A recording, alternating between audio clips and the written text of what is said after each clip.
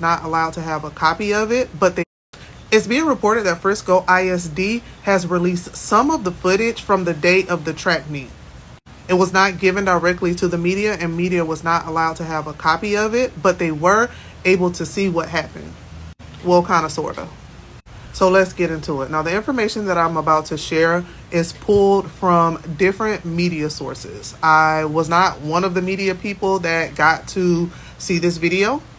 However, based on what I read across the different media sources, they all kind of say the same thing. Some are just more detailed than others.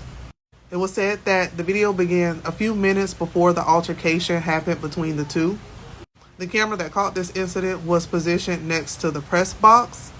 Because of the distance, the camera was kind of blurry and you couldn't really make out who's who. It was reported at about 9:55 a.m. they saw some movement under the tent and you could see interaction between two people.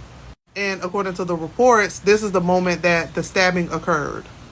The video allegedly showed some people running away or walking away from the tent and people who were on the field kind of walking towards the commotion, I guess to see what was going on. The video allegedly also shows the moment that the EMS or a paramedic arrived and the moment that it left. They also saw the moment that the blue tarp went up, and if you don't remember, the blue tarp was put up to protect the murder weapon because it started raining, and we know that because it was said in the police report.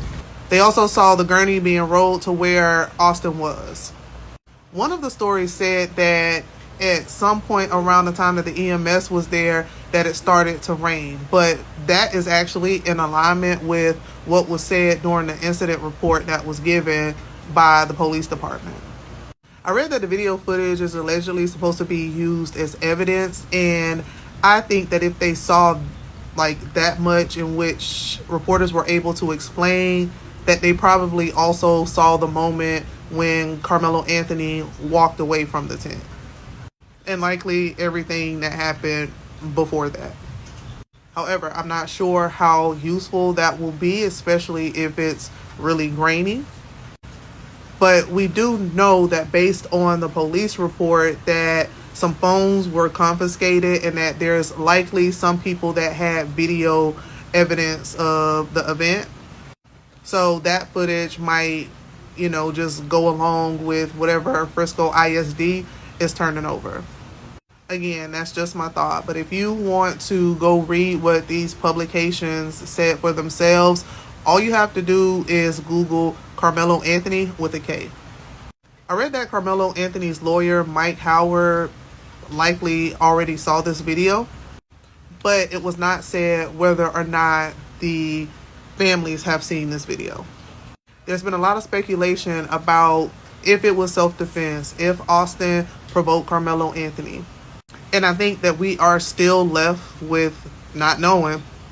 So I'm not exactly sure what the point of Frisco ISD releasing this video served, because it doesn't prove anything either way.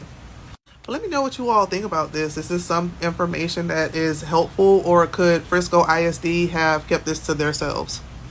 Also, we're in June, and towards the end of June is when DA Greg Willis said that there might be some movement in this case, whether there's some type of indictment with the grand jury, or actually the case going before a grand jury. I don't know that the DA's office has received anything in regards to this case, so I'm not exactly sure where they are with that, but I will check around and see what I can find.